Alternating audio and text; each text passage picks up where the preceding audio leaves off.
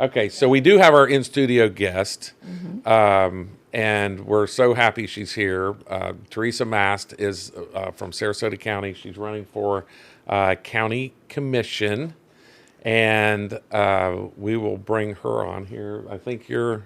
Yeah, yep, there we go. So here's Teresa Mast, and I think we're going to just kind of put you in the hot seat right here, Teresa, right here in the middle.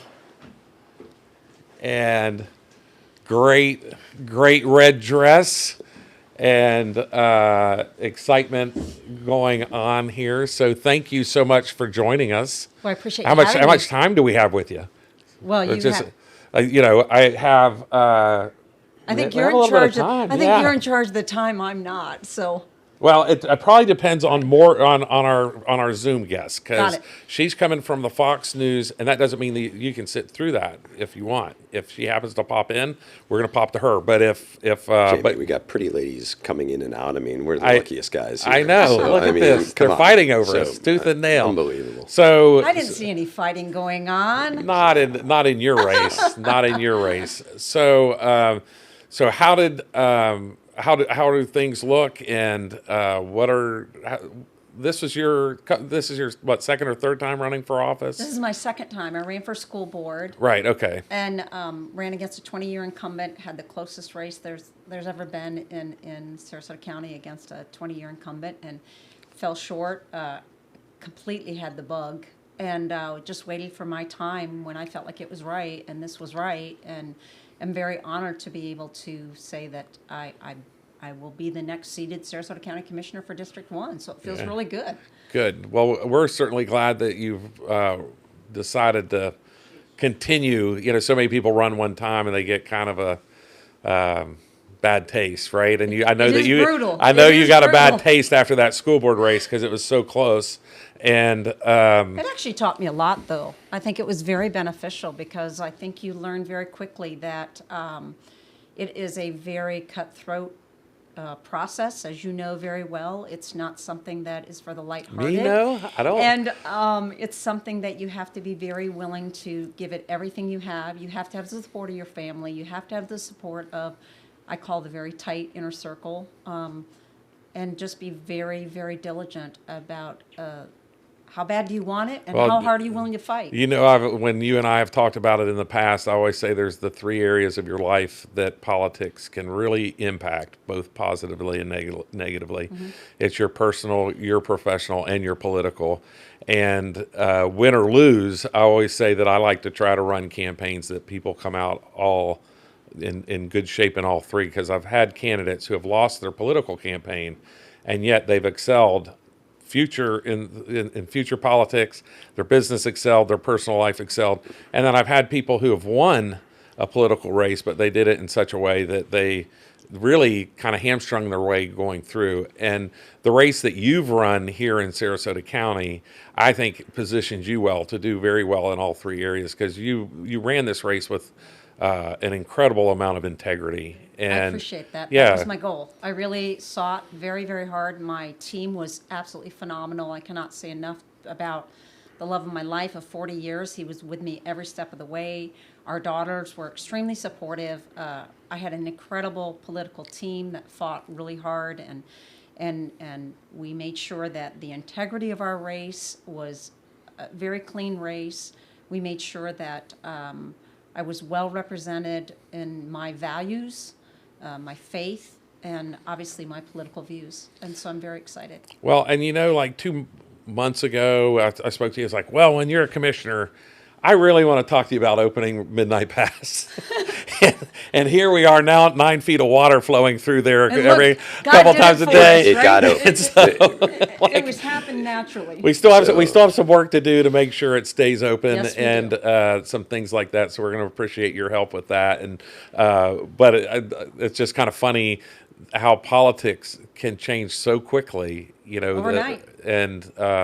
That storm is indicative, kind of, if you want to, an analogy of how quickly politics can change. And have you seen results from your race yet?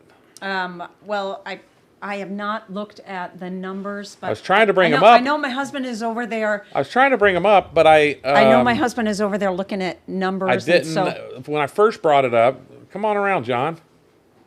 Listen, this is not we're not TV news.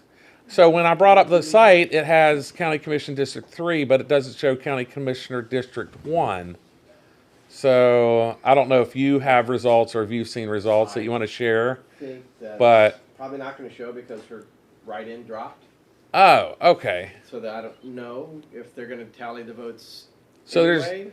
so you're in. I'm in. Oh, in. so She's- how did I miss she's that in news flash? She's in like, Like, well, here we have our first winner of the night, ladies and gentlemen. The first winner of the night, Teresa Mast, It's right here. contagious. You saw it It's- first. It's contagious. And so- I was sitting here trying to think. I was like, I know she had a race, but like, still voted for her. I don't see. I think don't see it's- the so results. did I. I think voted it's for it. So- thank you. I think it's very similar to Ron Cutsinger's race. So Okay. because those I believe have already been called. Again, I don't want to misspeak, but Well, we called it.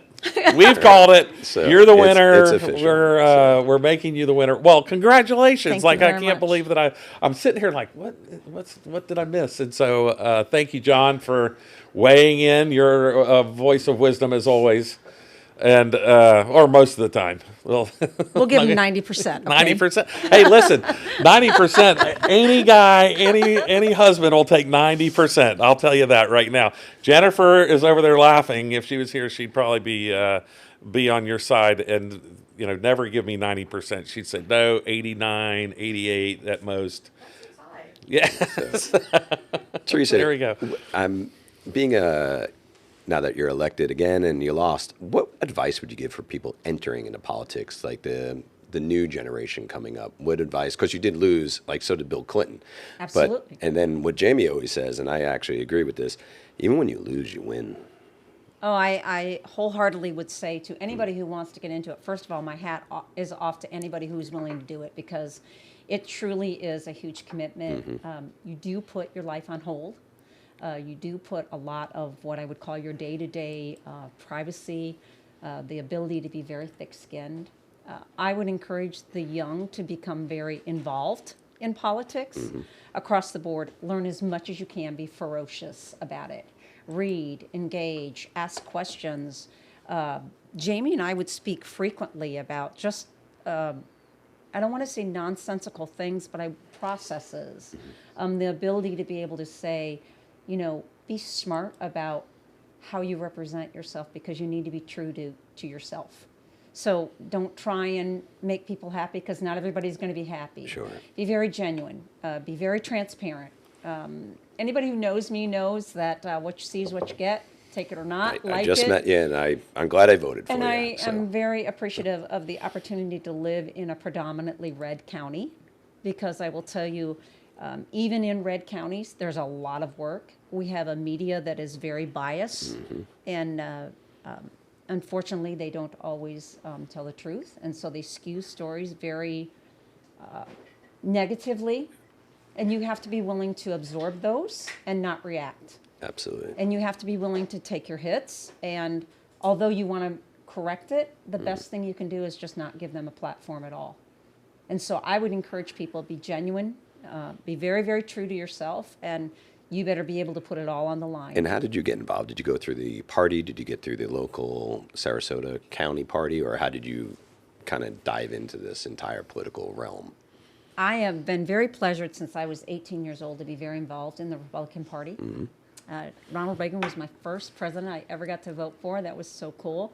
And I've always been very involved. I've served on committees. I've served as, vice chair of the REC. I've made wonderful friends along the way. And for me, it was about putting my team together first. Okay. So I put together what I called my dream team that fit my personality and my campaign manager, my political consultants. And I took the opportunity to say, this is how I put a plan together. And I started 2 years ago. And I said, this is how it's going to roll out. This is the amount of money I think I'm going to have to raise. This is the process. I was always willing to listen to objective, reasonable conversations like, And you come from a background, a business background. I read up Absolutely. a woman-run Yep, entrepreneur. female So, majority I mean, owned company, yeah, exactly. 37 years. And I said, you have to be very tenacious about it. You got to be smart. You got to be willing to say, okay, we're going to divert from the plan slightly here because this is what's in our best interest. And you have to be willing to say, whether it's 4 a.m. or 12 midnight, the hours have to be put in. Was this a family decision or was this a your decision? So was this something you woke up and talked to your family and was like, I'm doing this? Either you're on board or you're not on board, or was it more of like a family, like, hey, mom, wife, let's, as a group, how did that go down at the kitchen table? Well, it actually started much more privately than that between John and I. Okay. And John's your husband. yes, and I'm very blessed to be able to say that his response immediately was, whatever it is that you want, Great. I'm here to support you. The discussion with our daughters was completely different because both of our daughters have always been very supportive, but they were like, Mom, are you sure this is what you want to do? Are you ready for this? Because the school board, that's a little dicey. Yeah. I just moved here 4 years ago, and I read up on the school board, and Yeah, whoa, that and was, yeah. the school board race, they went after my family. Mm-hmm. And I reminded them that I'm running for office, they're not. And so I tried to draw very healthy boundaries, which the media was not respectful of. And so that was a really good lesson for me. And this time around, when I started to do my campaign, I made it very clear. I said, I'm running for office. And I continued to say the same thing over and over and over when they'd say, well, your husband this or your husband. I said, he's not running for office. If you have a question for me, I'll address it. If you don't, then we move on. Mm-hmm. And I had to constantly remind them of where the line was at. And so I think when you are involved in politics, yes, you've made that choice. And so there is some transparency necessary. But I think it's also very important to draw that line and say, you cross this line and this interview's over. Yeah. And so I think it's really good to remind them of that because they'll try and constantly chip away at it. Absolutely. Absolutely. So are you glad you didn't win the school board? Absolutely. It was a blessing in disguise. I was going to say. And there were many times when I said that. I was like, okay, Yep. that was a blessing in disguise. But it has been very good to, like I said, I went through that process and it helped me to be prepared for this race. It Well, I'm really glad did. that you won because it's so important to have commissioners, Yes. competent commissioners. You'd be surprised when you have 2 or 3 incompetent commissioners in other counties, and wow, how they can mess up a county. And So- I think it's a very serious responsibility that people need to take it. And I've heard people say, well, it's not a real job. And I go, oh, it's a real job. It's 3 jobs. And I think it's very important that people understand that you really are putting literally everything on the line. You have to if you're going to do a good job. Because I also talk to business owners, small business owners, and they're like, Chad, listen, I would love to run, but I have a business. So what advice would you give to the entrepreneur that is sitting there and they're like, how do I have time to be into politics? I also have to put food on the table and I have to run my business. And this is where I think it's always, nobody could just get into politics if they have to go run a company. So how did you do it? And I applaud you for doing it. I mean, this is like... It's a balance. My yeah. husband had to pick up a lot of slack, and he did it with grace. I did tell a lot of my clients that this is something that I'm going to do, and they were extremely supportive. I've had a few that are like, are you sure? Are you sure? Are you sure? But I really said to them, this is something that I am going to commit to 150%. I'm putting my business secondary. So I think it's very, you said, what do people need to understand? Yeah. You either need to have a company that you can have a second in command that can then pick up a lot of slack. Sure. Or be able to be in a position that you are financially stable enough that you don't need to rely on that through your campaign because you need to be so focused at all times. I mean, and it goes back to, I look at even in Sarasota City and Sarasota, the pay for politicians, it's a full-time job. I'm always one to at least bump up their pay a little bit more. I mean, because you're giving up so much time. And unless you have a means to support yourself, you can't support yourself on a commissioner's salary, or you can't support yourself on a city council salary. I forget exactly what it is, but I want to say it's like $30,000, $40,000 as a city. I don't know what the commissioner's salary is, but I can't imagine it's enough to support a family. So if you're going to donate all your time and give back, I mean, these are things that I think we need to talk about as a Sarasota County. So It's nice that you say that because I'm not sure if the majority of our constituents would agree with you on that, because I don't think they understand what it takes to be an elected official. And so I think the education and the process of being able to explain this really is a full-time job. And it's actually more than that, because you don't just serve as the Board of County Commissioner, you serve on multiple other boards. You serve, and those are all like requirements of the job. They literally divvy out who's going to be on which committee, which Absolutely. council, and you serve on anywhere from 10 to 20 plus what you're doing. Sure, sure. And so I don't think that the average citizen really has a grasp of the reality of the time commitment and the ability to be able to be a representative of almost 500,000 people. And also when you step outside, you go to Publix or you go Mm-hmm. to Winn-Dixie or you just go to anywhere you go. You go, hey, Commissioner, can I talk to you for a second? Okay. You're always on the clock. So it's not like, Yes. and I always compare, politicians to teachers. And I always think teachers should get paid more too, because your brain is always working. You're always doing your lesson plan. As politicians, you're always working. You're always working. And if you don't get paid enough, then corruption can come in, or somebody can buy a politician and they have to answer to that person. So give a living wage to a politician, give a living wage to a teacher. I think they're on the same path because you're always working. You're never stopping. I mean, when you step outside, you're always going to be commissioner, and you're I always think- on the spotlight. I think that the best commissioners and or elected officials are the ones that understand it really is a civic commitment. Absolutely.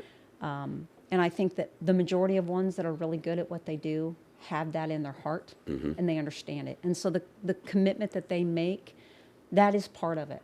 And so they say, no matter what the pay is, I'm doing it for the right reasons. I'm doing it because I do believe in my county. I do believe in a conservative value. I do want this to be better for my kids and my grandkids. Absolutely. And so that is a big part of it. And I think that's why they put up with so much of the rhetoric. Yes.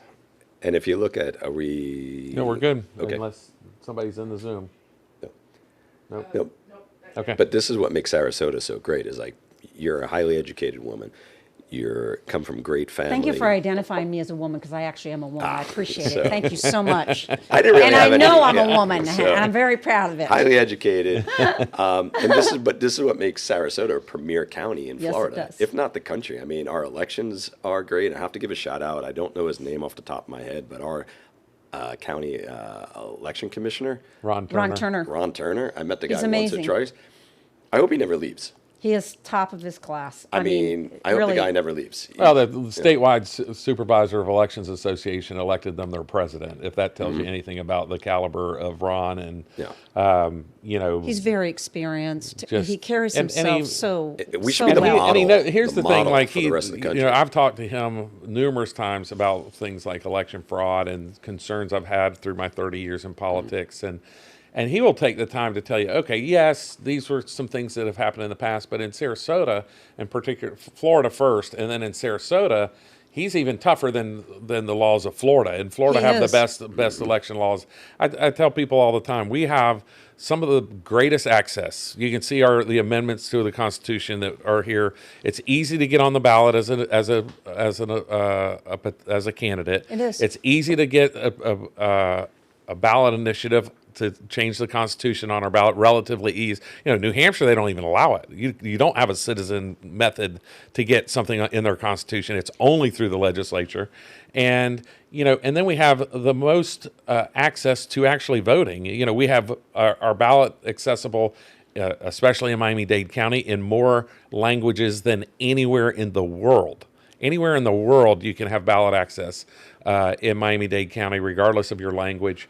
And, you look at early voting, mail-in voting, election day voting, all of those things equal the ability for people to vote in a free, fair, and transparent way. So Ron Turner, kudos to him. His results are always some of the first up, and that's why I always like to kind of have Sarasota as a barometer of where we are and what we're doing. So I think that may be where I have. Nope, I have Clay County up right this second. So I will say the There we other are. thing about There's- Sarasota County is that the number of days that we have for early voting is, although it's quite arduous, having been out in the heat when it's Yeah. like, primaries and you're praying for shade, but Ron really does a phenomenal job. And so do all the poll workers and the volunteers and the numerous amount of individuals that give of their time so that we have such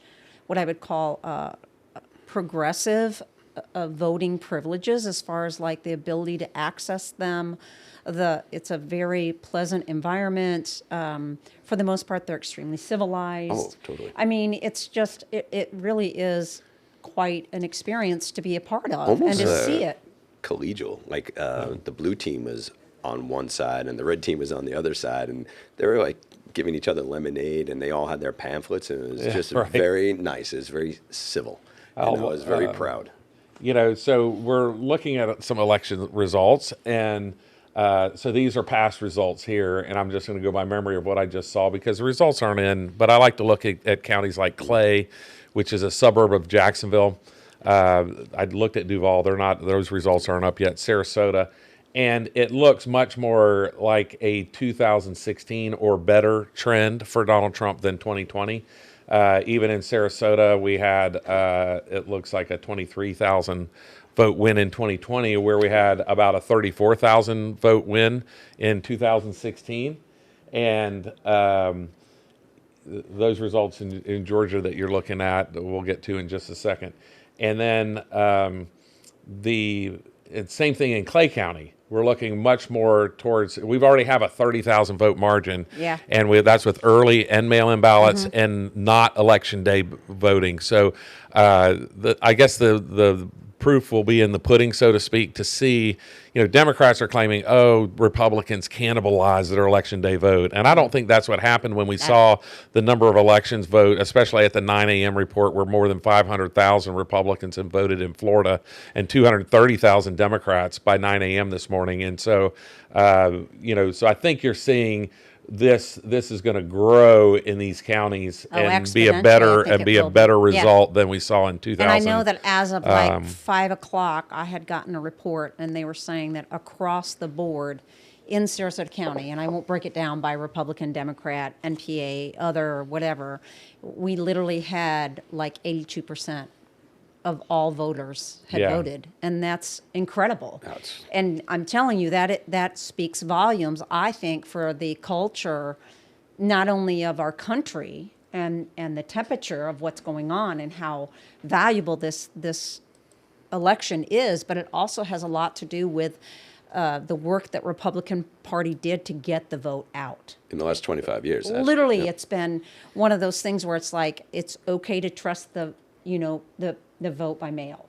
And that took a huge hurdle to get Republicans past that, because for years they're like, no, I want to be there on the day to put that ballot in and watch it. And so this was huge for us in Sarasota County. Yeah, and Chad, I saw you kind of sneaking a peek at the Georgia results there on, we're cheating a little bit here, ladies and gentlemen. We've got a couple Multiple of screens. a couple of TV stations up. We've got some computers It's going. like the red zone and you of can kind of politics see right that now. I kind of nerded out a little bit while Chad and Teresa were talking, so thank you for letting me nerd out for a second.